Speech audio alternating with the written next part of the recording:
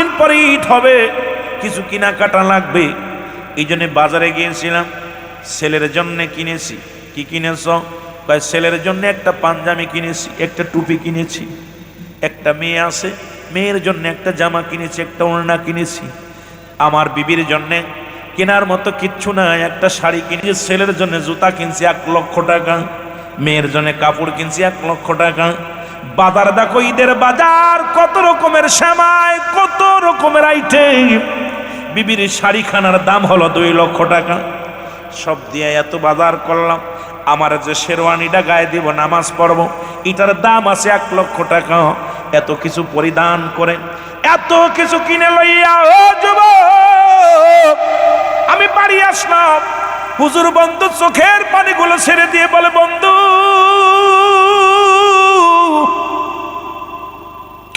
আমি মসজিদে ইমামতি করি, মাস শেষে যেটুকু পায় রব্বুল কারীমের দরবারে শুকরিয়া আদায় করি, ভালোই চলে যায়। খেয়ে খরচের সময় রব্বুল আলামিন আমার সুন্দরভাবে জীবন যাপন করে। কয় বন্ধুরে, তুই এত কিছু কামাইলি, এত কিছু রোজগার করলি, তোর ছেলে মেয়ে কয়টা? আমার ছেলে মেয়ে 2টা, 1 ছেলে 1 মেয়ে। কয় বন্ধুরে, তোর বিবি? কয় হ, তোর 1 ছেলে 1 মেয়ে, আমারও 1 ছেলে 1 মেয়ে। কয় আব্দুর রহমান, ও মুসলমান শোন, আব্দুল সামাদ, আব্দুল করিম শুনে নাও। ও বোঝল মুসলমান শুনে নাও, করিম রে শুনে রাখো, এই যে এত টাকা দিয়ে গাড়ি কিনছো, জমি এই তো কিছু করছো, বাড়ি করছো, বিশাল বাড়ি করছো, খোদার কসম করে বলি এই পৃথিবীর ছেলেও তোমার নয়, মেয়েও তোমার নয়, বিবিও তোমার নয়, পৃথিবীর কেউ তোমার নয়। তোমার পৃথিবীর মধ্যে তোমাকে ভালোবাসে না, তোমার সম্পদকে তারা ভালোবাসে, পৃথিবীর মধ্যে তোমার প্রতি তাদের ভালোবাসা নাই। জোরে বলেন ঠিক কিনা? আব্দুল সামাদ বলে, বন্ধু আব্দুল করিম, পৃথিবীর কেউ তোমার নয়। কয় কি বলো? আমি বাড়ি যত পর্যন্ত না যায় আমার বিবি একদিনও ভাত খায় না। আমার মেয়ে আমার জন্য পাগল, আমার ছেলে আমার জন্য পাগল।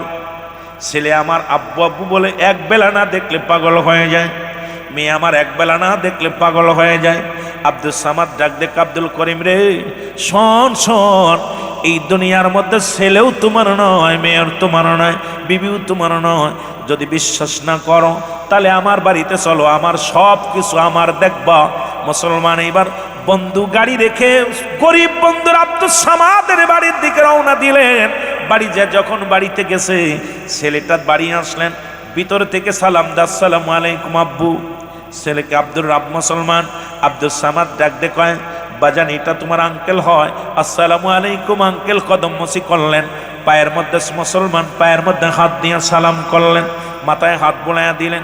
কয় আব্বু গো এই নাও। এইবার আব্দুল সামাদ পাঞ্জাবিটা হাতের মধ্যে দিয়ে কয় বাবা এই নাও তোমার জন্য পাঞ্জাবি আনছি।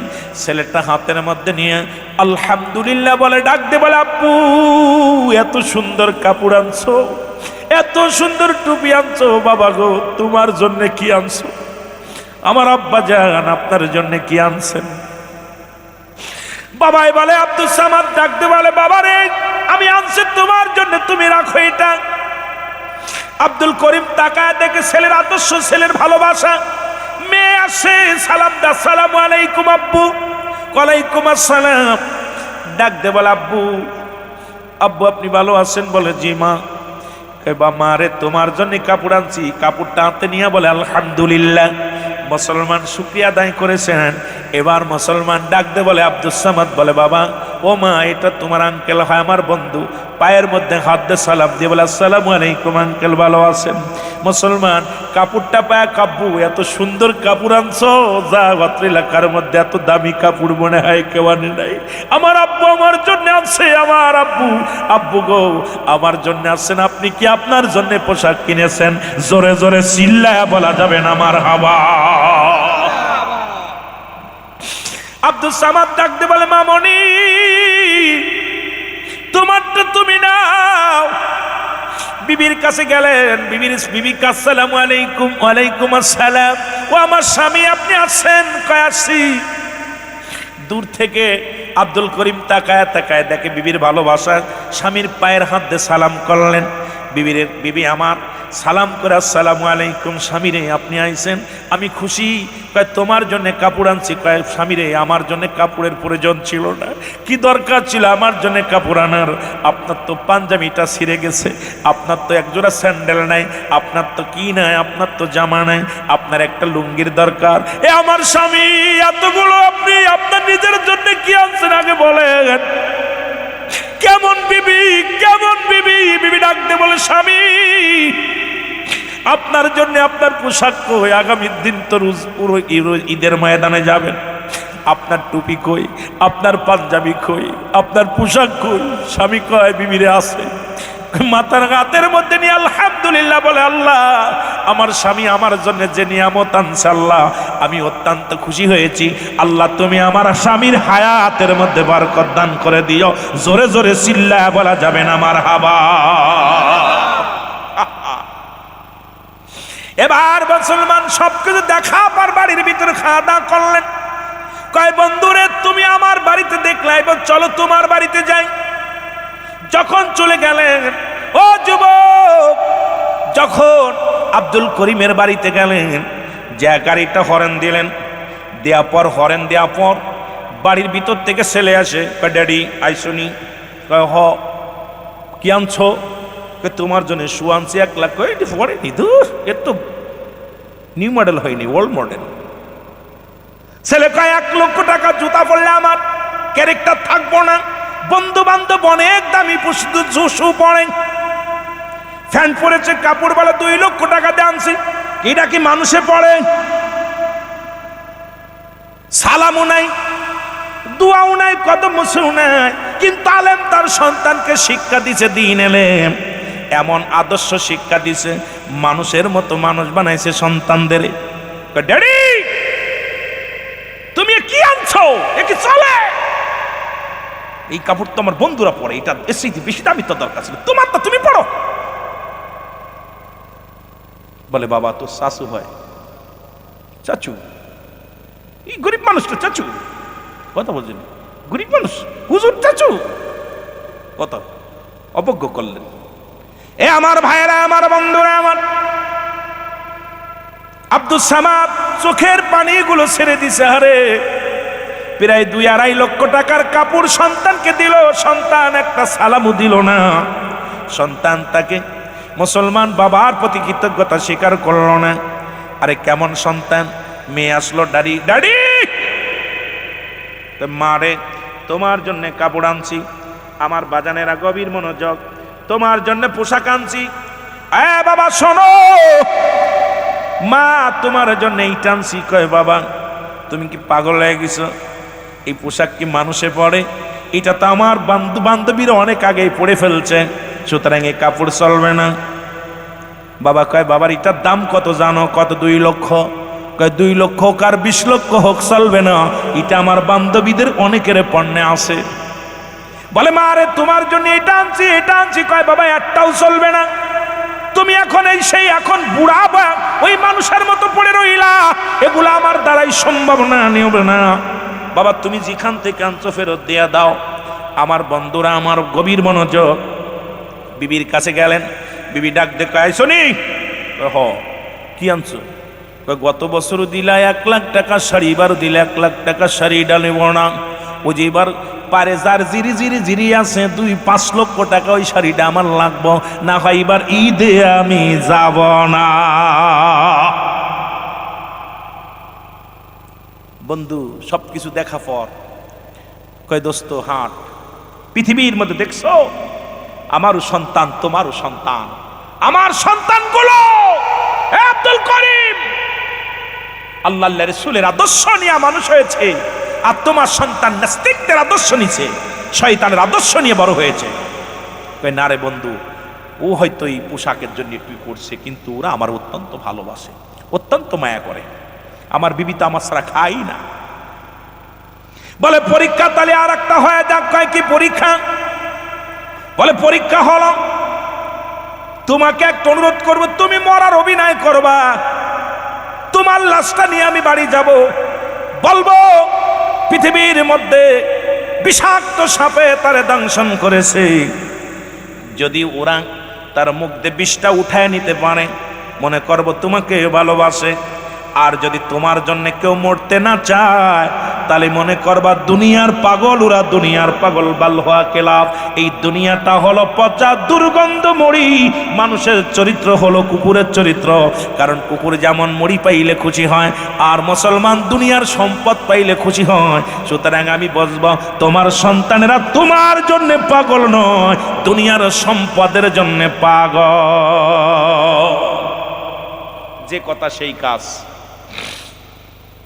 আর এক বন্ধুরে বললেন, তুমি হবা হুজা, তুমি হবা হুজা।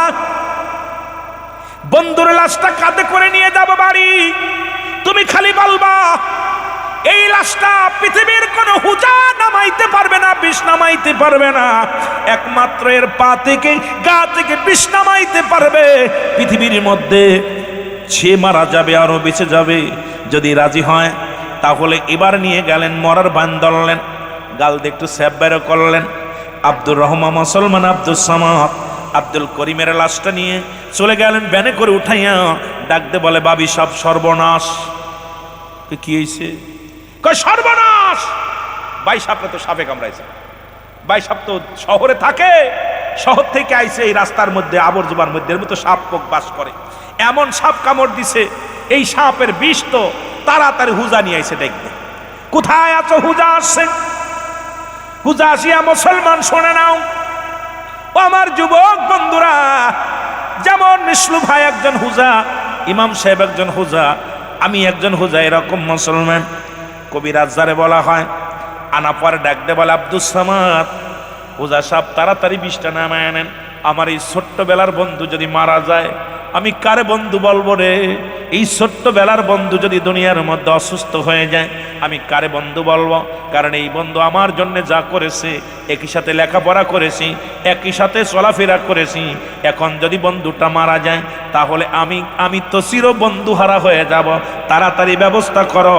পূজা এসে ডাকতে কয়, সর্বনাশ। ডাকতে বলে, সর্বনাশ, এ কেমন সাপে কামড় দিছে? পৃথিবীর কোন হুজায়ের বিষ নামাইতে পারবে না, কারণ এই বিষটা যে ব্যক্তি টেনে উঠাইবে মুখ দিয়া, সে মারা যাবে, আর মুসলমান উনি বেঁচে যাবে। সুতরাং এই কাজটা তাড়াতাড়ি করেন। ডাক দিছে বিবিরে, বিবিরে ও ভাবি সাহেব তাড়াতাড়ি আসেন। কয় কি? আপনি আপনারে কত ভালোবাসে, আপনার স্বামী এত টাকা দামি কাপড় আনলো, এত মূল্যবান শাড়ি টানলো, আপনার জন্য এত কিছু করে, আপনাকে এত ভালোবাসে। ও ভাবি, আপনার প্রশংসায় আমার বন্ধু পাগল, সব সময় আপনার গুণগান। আমার বিবি এমন, আমার বিবি এমন, আমার বিবি এমন।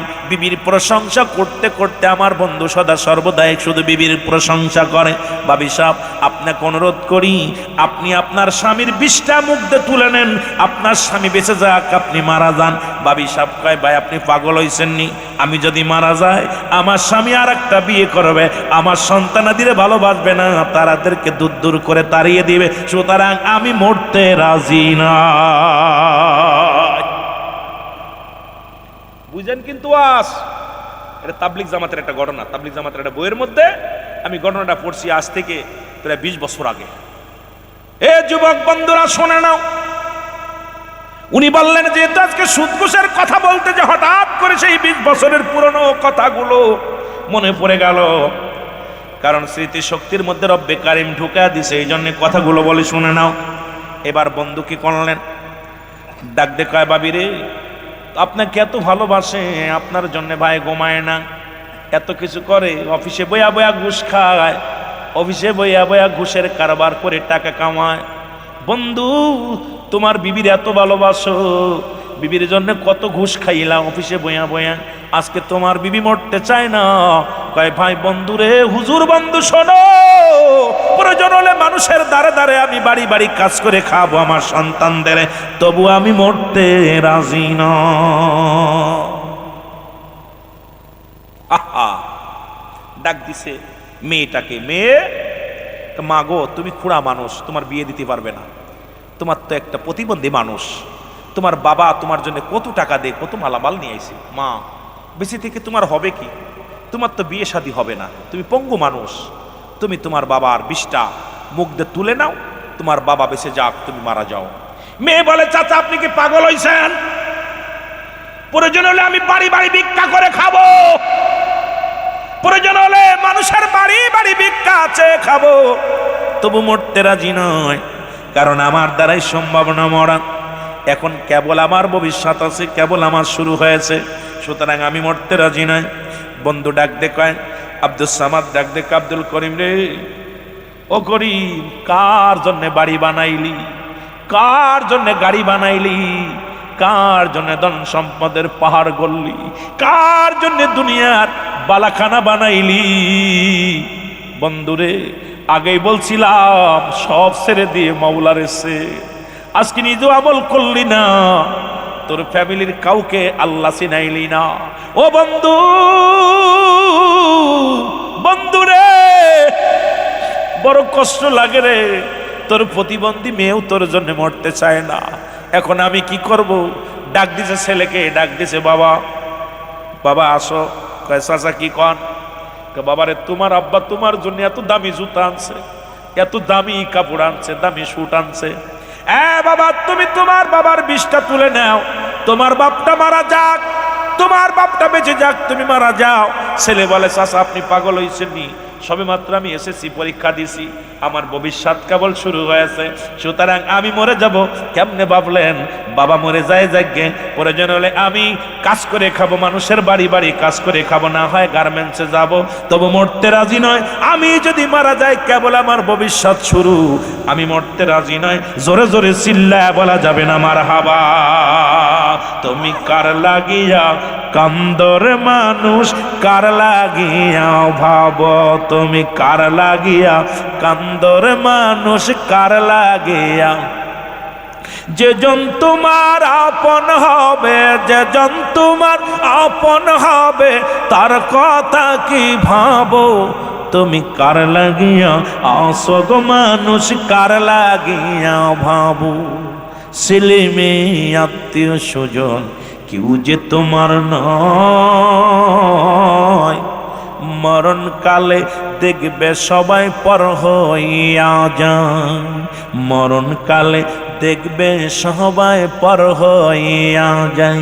ওরে আপন হবে আমল নামা, তোমার আপন হবে আমল নামা, এইটা লয়া ভাবো, তুমি কার লাগিয়া ভাবো রে বন্ধু, কার লাগিয়া ভাবো, বলো কার লাগিয়া ভাবো রে বন্ধু, কার লাগিয়া ভাবো। ছেলে কাঁদবে, মেয়ে কাঁদবে, কাঁদবে 2-3 দিন, পর হইয়া খই পর করিয়া দিবে তোমার 10-12 দিন পর, তারা 10-12 দিন পর। আমল নামা সাইরা বন্ধু না যায় কবরে, তুমি আমল নামা লইয়া বন্ধু যাইও না কবরে। তুমি কার লাগিয়া ভাবো রে বন্ধু, কার লাগিয়া ভাবো, বলো কার লাগিয়া ভাবো রে বন্ধু, কার লাগিয়া ভাবো। ওরে যেজন তোমার আপন হবে, যেজন তোমার আপন হবে, তার কথা কি ভাবো, তুমি যেজন তোমার আপন হবে, যেজন তোমার, তার কথা কি ভাবো, তুমি কার লাগিয়া ভাবো রে বন্ধু, কার লাগিয়া ভাবো, বলো কার লাগিয়া আসো গো বন্ধু, কার লাগিয়া আসো। নিত্য নতুন জামানাতে, নিত্য নতুন জামানাতে পাপের কারখানা, সুদ ঘুষে ভরিয়া গেছে সোনার বাংলা, সুদ ঘুষে ভরিয়া গেছে সোনার বাংলা। এই কবর দেশের যাত্রী তুমি একবার চিন্তা করো, আর কবর দেশের যাত্রী তুমি একবার চিন্তা করো, তুমি কার লাগিয়া বাবর বন্ধু, কার লাগিয়া বাবা, বলো কার লাগিয়া আসো রে বন্ধু, কার লাগিয়া আসো। আর যেজন তোমার আপন হবে, যেজন তোমার আপন হবে, তার কথা কি ভাবো, আয় হায় যেজন তোমার আপন হবে, আর যেজন তোমার আপন হবে, তার কথা কি ভাবো, তুমি কার লাগিয়া আসর বন্ধু, কার লাগিয়া আস? জোরে জোরে চিল্লায় বলা যাবে না মারহাবা। মহব্বতের সঙ্গে দুরূদ শরীফ পড়েন আল্লাহুম্মা। একটু জোরে।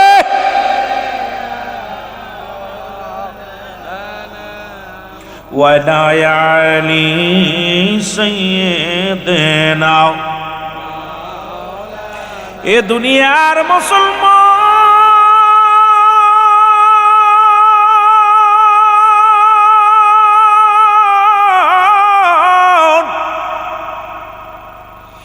বন্ধু ডাকতে বলে আব্দুল করিম,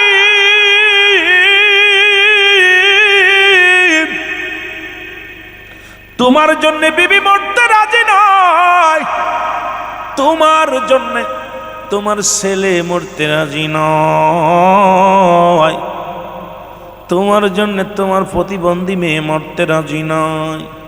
আহারে বন্ধু, তোরে আমি বলো ভালোবাসি রে বন্ধু, তোর জন্য আমি জীবন বাজি রাখলাম, আমি মারা যায় তোরে বাঁচায় দিয়ে যায় বলিয়া মুখটা লাগা দিছে মুসলমান, লাগা দিয়া বিষ্টারে টান দিছে। ওর মুসলমান সঙ্গে সঙ্গে আব্দুল করিম লাফ দিয়ে উঠে বলে, আব্দুল সামাদ রে, আমার চক্ষু খুইলা গেছে রে, এই পৃথিবীর কেউ আমার না। এই পৃথিবী আমি কার জন্য অফিসে বয়া ঘুষ খাইলাম, আমি এতদিন বয়া কার জন্য সুদ খাইলাম। এরে আব্দুল সামাদ রে,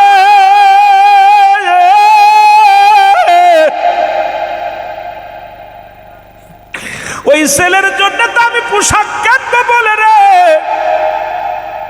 2-3 মাস আগে থেকে ঘুষ খাওয়া শুরু করলাম অফিসে বইয়া। এরে ঘুষখোরের বাচ্চারা শোন, সুদখোরের বাচ্চারা শোন, সরকার এত টাকা বেতন দেয়, তারপরও তোদের সুদ বন্ধ হলো না, ঘুষ বন্ধ হলো না। 10 টাকা 20 টাকা চাঁদা উঠায় খাস, হারাম খাস, বাপ মারে হারাম খাস, নিজের ফ্যামিলিরে হারাম খাস, মনে করছি এটা বুঝি হালাল না রে বাজার, না হালাল। এই যে ঘুষ সারা দো মুসলমান শোনো, এ ঘুষখোরের জাতিরা শোন, ঘুষখোরের জাতিরা শোন, হারামখোরের জাতিরা শোন, এই পৃথিবীর মধ্যে শুনে নাও, শুনে নাও, শুনে নাও। আর এই যে দুনিয়ার মধ্যে নিজেও হারাম খাইলা, সন্তানদের হারাম খাওয়াইলা, নিজের মা বাবারে হারাম খাওয়াইলা, বিবিরে হারাম খাওয়াইলা, ওই হারাম খোরের জন্মেরটা হালাল খোর হতে পারে না। উড়াও হারাম খোর, জোরে জোরে চিল্লায় বলো ঠিক কিনা।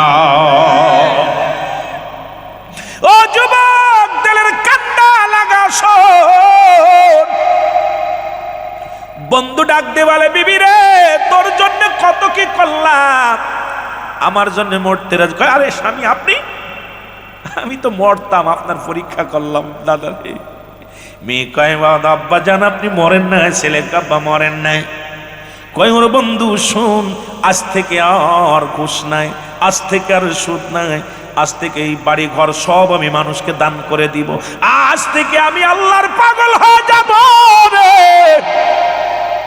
আরে আমার কবরের সাথে আমার ছেলে হবে না, আমার মিজানের সাথে আমার মেয়ে হবে না, আমার ওই বিপদের সাথে আমার বিবি হবে না।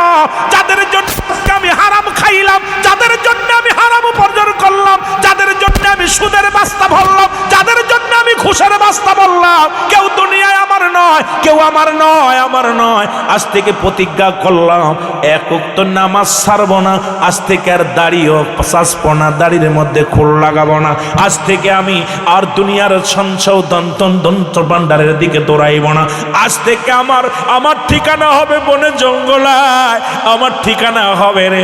আর হাবিব নামটা তার, প্রতিনিয়ত সুদ খায়, মানুষের দ্বারে দ্বারে মানুষের কাছে যায়, দেখা যায় এত মুনাফা অর্জন করে, এতটুক টাকা অর্জন করে, সুদের জন্য মানুষকে নির্যাতন করে, নিপীড়িত করে। একদিন হঠাৎ করে সুদের টাকা আনতে যায়, দেখে রে ও যুবক বাবারা, বাড়ির ভিতরে বাড়িওয়ালা পালাইছে ভয়। বিবি ডাক দেখায়, ভাই রে, হাবিব ভাই, আপনার কাছে ক্ষমা চাই, আজ 3টা দিন আমার বাচ্চারা অনাহারে আছে, কারণ আজ স্বামীর কোনো কাজ নাই, স্বামী কাজ পায় না, সন্তানের অনাহারে কান্দে। ভাই আমাকে ক্ষমা করেন, এ মাসের টাকাটা দিতে পারবো না, আমার আপনার কাছে মাপ চাই। আপনার ভাই বাড়ি থেকে পালায়া গেছে, কারণ এই আপনার টাকা দিতে পারবে না বলে ভয়ে পালায়া গেছে। উনি জোরাজুরি করে ঘরের ভিতর প্রবেশ করলেন, যা দেখে পাতিলের ভিতরে কিছু গোস্ত ঢাকা রয়েছে। পাতিল টুচো করে দেখে গোস্ত, ধমক দিয়ে বলে, তুমি আমার টাকা দিতে পারো না, গোস্ত রাখছো? বলে, ভাই প্রতিবেশী আকিকা করেছে, ওই আকিকার কিছু গোস্ত আমাকে দিছে, কিন্তু তেল নাই, লবণ নাই, ঝাল নাই, একটু রান্না করব সেই মশলাটা আমার ঘরের মধ্যে নাই। গোস্তটা সকালবেলা দিছি, এখন পর্যন্ত রয়ে গেছে, রান্না করব কি দিয়ে? রান্না করার মতো ব্যবস্থা নাই, একটু মরিচ পেঁয়াজ কিচ্ছু নাই যে আমার সন্তানদেরকে আমি রান্না করে দিব, এমনকি একটু লবণও নাই যে আমি সেদ্ধ করে গোস্তটা আমি আমার সন্তানদের দিব।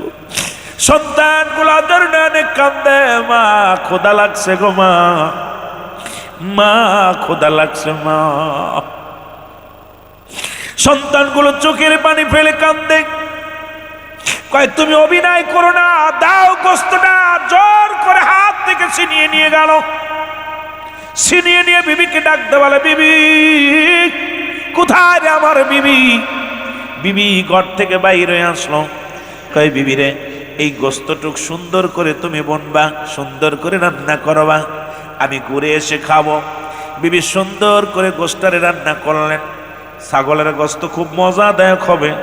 এবার গোস্তটারে রান্না করে পাতিলের ভিতরে, মুসলমান শোনো, একটা পাতিলের ভিতরে রেখে দিলেন। স্বামী আসলেন, দুজন মজা মেরে খাবে।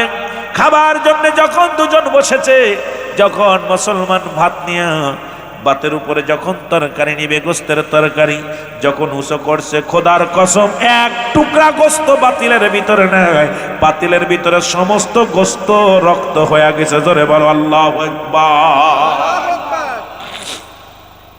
পুরো গোস্তটাই রক্ত হয়ে গেছে। হাবিব উপর দিকে তাকা বলে, রব্বে কারীম,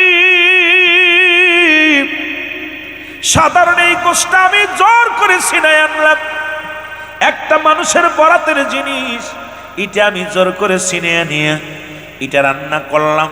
সেই রান্না গোস্ত যদি তুমি রক্ত করে দিতে পারো, আল্লাহ আমি কত মানুষের কাছে জোর করে টাকা নিয়ে আসি, সুদের টাকা, সুদের কারবার করি, তুমি আমারে করবা কি আল্লাহ? ও আমার আল্লাহ, আমার উপায় হবে কি সেদিন? আজকে গোস্ত যদি তুমি রক্ত বানাইতে পারো, আমি হাবিবরে তুমি কবরে কি করবা রে আল্লাহ? আমি হাবিবরে কিয়ামতের ময়দানে কি করবা? আমি হাবিবরে তুমি জাহান্নামের ময়দানে কি করবা আল্লাহ? রব্বুল আলামিন,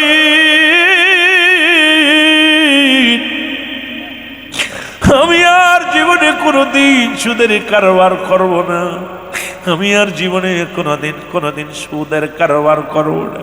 আল্লাহ আমারে তুমি মাফ করে দাও। সঙ্গে সঙ্গে তওবা করেন, আস্তাগফিরুল্লাহ রাব্বি মিন কুল্লি যামবি ওয়া আতুবু ইলাইহি, লা হাওলা ওয়ালা কুওয়াতা ইল্লা বিল্লাহিল আলিয়্যিল আযীম। আশহাদু আন লা ইলাহা ইল্লাল্লাহু ওয়াহদাহু লা শারীকা লাহু, আশহাদু আন্না মুহাম্মাদান আবদুহু ওয়া রাসূলুহু। জোরে জোরে চিল্লায়া বলা যাবে না মারহাবা? এমন ভাবে তওবা করলেন আল্লাহর দরবারে, রব্বি কারীম তওবা কবুল করে ফেললেন। পিছনের সব গুনাহ থেকে তওবা করলেন, আল্লাহ আমি আর পিছনে যত গুনাহ করেছি সামনে একটা গুনাহও করব না, আমাকে তুমি মাফ করে দাও। রব্বুল আলামিন, আমি আর ভুল পথে পা বাড়াইব না, আমি আর সুদের কারবার করব না, আজ থেকে ইবাদত ছাড়ব না, আজ থেকে নামাজ ছাড়ব না, আজ থেকে অসৎ পথে চলব না, আজ থেকে অন্যায়ের দিকে আর পা বাড়াবো না। রব্বুল আলামিন এমন ভাবে খুশি হয়ে গেলেন, এমন ভাবে ইবাদত বন্দেগী করার পরে এই পৃথিবীর মধ্যে সুদখোর হাবিবকে আল্লাহ রব্বুল আলামিন এই পৃথিবীর মধ্যে আল্লাহর ওলি বানায়া দিয়েছে। আরো জোরে! শুধু মানুষ নয়, আল্লাহর ওলি বানায়া দিছে। আল্লাহ বলেন, আনা সাবধান, ইন্না নিশ্চয় আলা ইন্না আউলিয়াল্লাহি, আল্লাহর তরফ থেকে যারা ওলি হয়, লা নাই খাউফুন শব্দের অর্থ ভয়, ওয়ালা যদি অবস্থান করে ঘুমদের উপরে হাজানুন, তাদের কোনো চিন্তা নাই ভাবনা নাই। সূরা ইউনূসের মধ্যে 11 নম্বর পারা 62 নম্বর আয়াত আল্লাহ নিজেই ঘোষণা করে, আলা নামাজের আগে আলা নাই, হজের আগে আলা নাই, যাকাতের আগে আলা নাই। আল্লাহর মাহবুব বান্দাদের বিষয়ে বলতে যা বলে, সাবধান সাবধান সাবধান। সেই জগৎ বিখ্যাত একজন আল্লাহর ওলি আমার আল্লাহ বানায়া দিল। আজকে যারা কালাপুরের জমিনে সুদ করাছেন, আল্লাহর রাস্তে আজকে অনুরোধ করবা, মাহফিলে বয়া তওবা করবা, জংজিখানে থাকো মাইকের আওয়াজ শোনো, বইয়া তওবা করবা। আল্লাহ সুদ করে হাবিবকে যদি তুমি আল্লাহর ওলি বানায়া দিতে পারো, আজকে সুদের বিরুদ্ধে ওয়াজ শুনলাম, রব্বুল আলামিন আজ থেকে আর সুদের কারবার করব না, ঘুষের কারবার করব না। রব্বুল আলামিন আমি ওলি হতে চাই না, তুমি আমার গুনাহগুলো মাফ করে আল্লাহ আমারে কিয়ামতের ময়দানে নাজাত দিয়া দিও।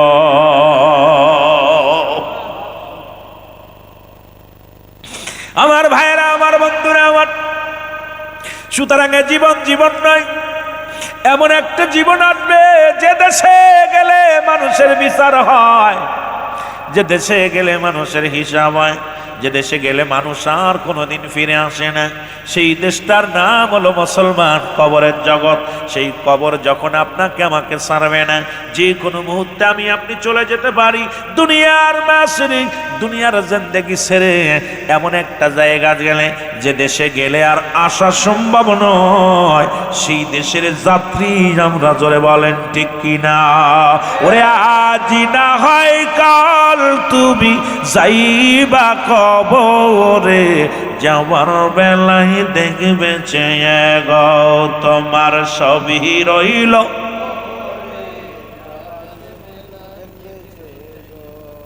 আহা, কিছু কি নিতে পারবেন নি?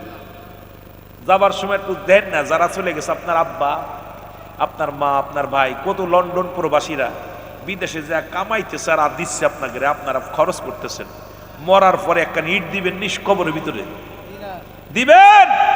এটা ডলার দিবেন? কথা কয় না রে, দিবেন? কত সুন্দর সুন্দর বাড়ি বানাইছে, আর সেই বাড়ির নাম এক একটা কি তা করো কথার কইতেন নি। ওরা ভালো জানে যারা বাড়ি বানাইছে। সিলেট আইলে দেখি রং বেরঙ্গের বাড়ি। আহা, মরার পরে একটু কাফনের কাপড়, এইটাও 2000 3000 টাকার, 1000 টাকার কাফনের কাপড়, 20 টাকার আতর, 10 টাকার আপনার ওই গোলাপ পানি। এরপরে আপনার কি হইল, হয়তো সব মিলে হয়তো 1002 টাকা নিয়ে যাবেন কবরে, 1-2 হাজার টাকা। আমার বাবারা, আর গরিব মানুষ মিলে হয়তো 1000 খানেক টাকা।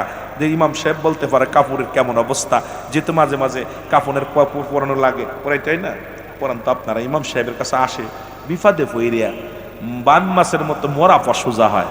ইমামের কাছে যায় যখন মরিয়ে যায় তখন আসে, তার আগে হয় না। জোরে বলেন ঠিক কিনা? ইমাম রেখা হুজুর একটু কাফনায় দেন, ওর বংশে কেউ কাফনাতেও পারে না। ইমাম রেখা হুজুর একটু গোসল করাই দেন, ওর বংশে কেউ গোসলই করায় না। জোরে বলেন ঠিক কিনা? কথা বলেন না কেন? ইমাম ওই সময় কাজে লাগে। এই পাশে কথা বলে কে রে? আওয়াজ হবে না, কোন আওয়াজ হবে না। এ পাশে কারা? দুইটা কেন মারলে ঠিক হইব? একটু মহব্বতের সঙ্গে দুরূদ শরীফ পড়েন। আল্লাহুম্মা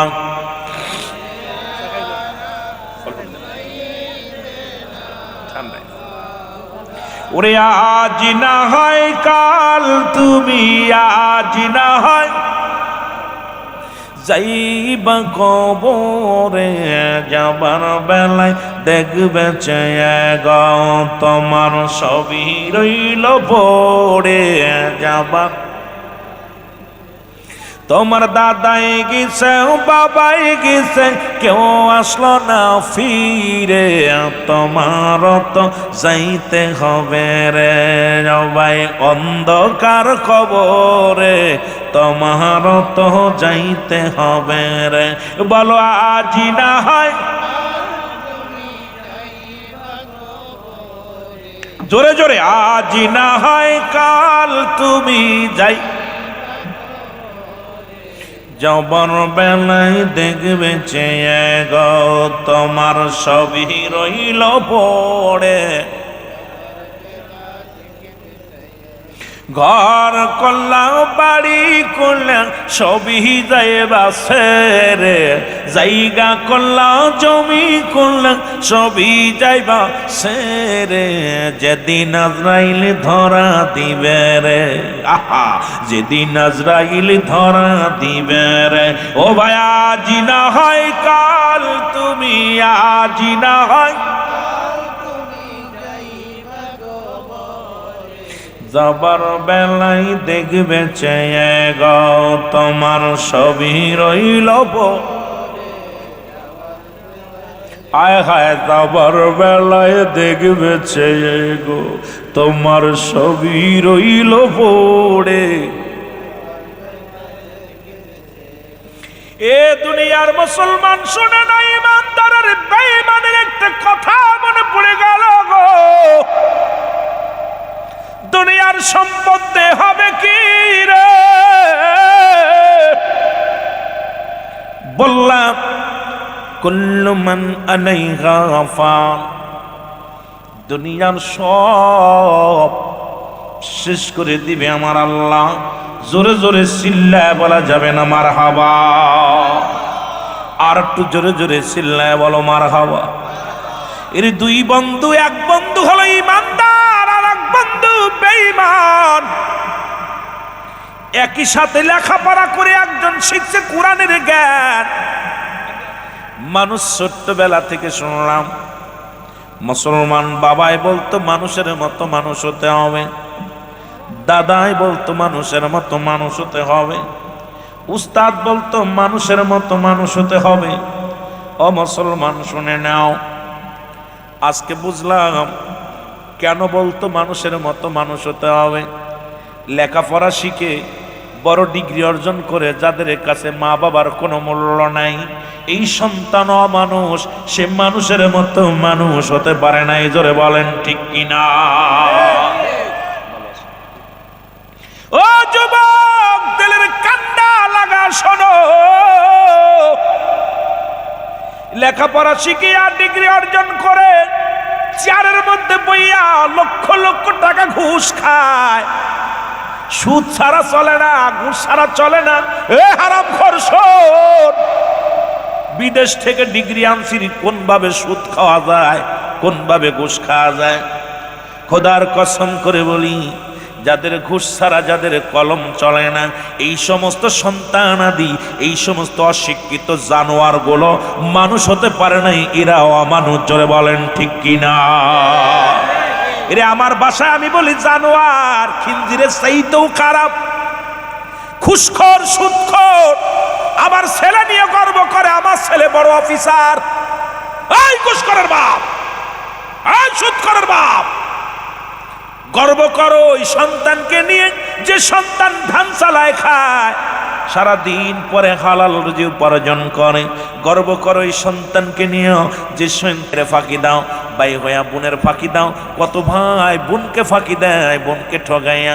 ওই ডিপজল ভাই দেখলাম, ওরে মুসলমান চলচ্চিত্রের ডিপজল ভাই তার বোনদের ফাঁকি দিছে। বোনেরা আসিয়া মিডিয়ার মধ্যে বলছে, আমার ভাই আমাদের পাওনা বুঝে দেয় না। পৃথিবীর মধ্যে যতই তুমি কপাল ছুলে ফেলো, কারণ ভাই বোনের হকটা নষ্ট করিয়া যতই তুমি ইবাদতের মধ্যে মশগুল হয়ে যাও, আল্লাহর আদালতে তোমার মতো নিকৃষ্ট পৃথিবীর মধ্যে আর কেউ নাই। জোরে বলেন ঠিক কিনা?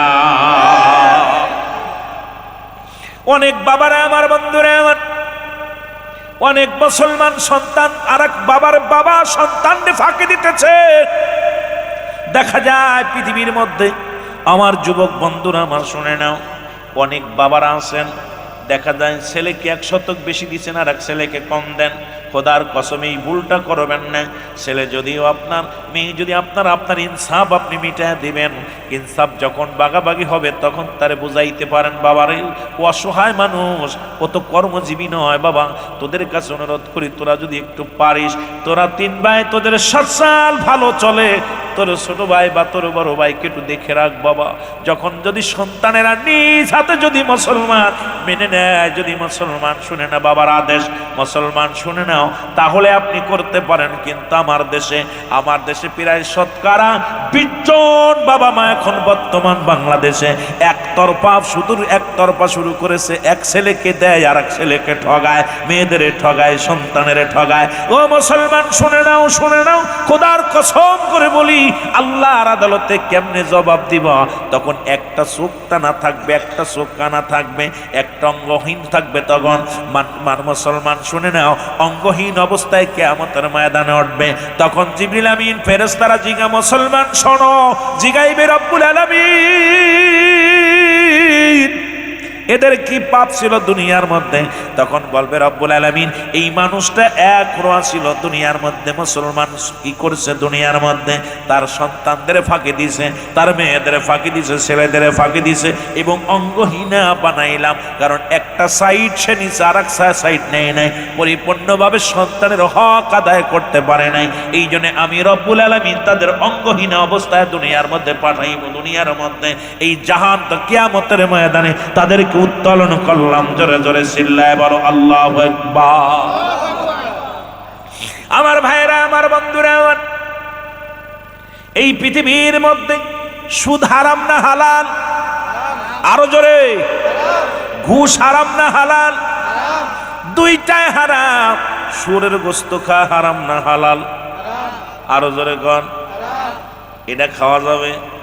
সুদ খাওয়া যাবে? তা সুদ যারা খায় তারা কেন খিঞ্জিরের গোশত খায় না? আমি কই তারা কেশর গোশত খাবে, শুয়োরের গোশত খাবে পৃথিবীর মধ্যে? কারণ তাদের জন্য বৈধতা হলো খিঞ্জিরের গোশত। কারণ সুদও হারাম, ঘুষও হারাম, খাবি অর্জন করবি হারাম, আর খাইবি হালাল চলবে না। কারণ তোদের জন্য বরাদ্দ করা হবে, জোর করে তাদের খাওয়ানো হবে শুয়োরের গোশত। জোরে বলেন ঠিক কিনা? সুদও হারাম, ঘুষও হারাম। সত্যি তো? আপনারা কিন্তু কইেন, সত্যি কথা কইেন। সুদ কি? ঘুষ, শুয়োরের গোশত, মদ হারাম। তাহলে আপনাদের আমাদের এলাকায় অসংখ্য সুদখোর আছে, টুপি মাথায় দিয়ে টপ কপাল ছুঁড়ে ফেলছে, অসংখ্য আছে। দেখতে তসবিহ হাতের ভিতরে। আহা, এক সুদখোর পাইলাম কিছুদিন আগে, মাহফিল করতে যায়। সুদখোর একাই মাহফিল দিছে, আমি তো জানি না উনি মাহফিল দিছে। এখন মাহফিল শেষে আমার ইমাম সাহেব কয়, হুজুর একটা কথা বলি, কানে কানে কয়, হুজুর ওয়াজ করতেছেন ঠিক আছে, ওনার বাড়ি কিছু কিছু খাইয়েন না। আমি কি হয়েছে? হুজুর আপনি আমার কথাটা রাখেন। কেন? আমি মসজিদ ইমামতি করি 16 বছর। হুজুর বাংলাদেশের মধ্যে এই মহল্লার মধ্যে সবচেয়ে 1 নাম্বার সুদখোর।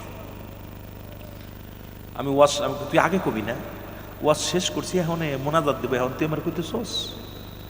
কালেকশন টালেকশন সব হয়ে গেছে। এবার করছি হুজুর ওয়াজ শেষ করছি, সুদখোর আয়া আমারে সালাম করতেছে, আর দোয়া আছে। ইমাম সাহেব আমার পাস ছাড়ে না, কয় হুজুরুল আমিন ভাই, আপনি একদিন ওর বাড়ি খাইলে আপনার ইমান নষ্ট হয়ে যাবে, খবরদার। খাবার দেখি ওরে বাবা আইটেম করছে অনেকগুলো, আয়া সামনে খুব তৈরি করছে। তা আমি কই ভাই যান, কি খবর? এগুলো এত তৈরি করছেন? কয় বিয়ে কম করছি। আমি কই মাছ কয় পদের? কয় 13 পদের। গোস্ত কয় 6 পদের। আমি কি কাম সারছে? হরিণের গোস্ত আনছে। কথা বলছেন? সুদ করতো কোটিপতি, আর সুদ খায়া খায়া আর মানুষ বিদেশে পাঠায়, ওইটাও ব্যবসা করে। মানুষ ধোঁকাবাজ, আদম ব্যবসা করে। কি ব্যবসা?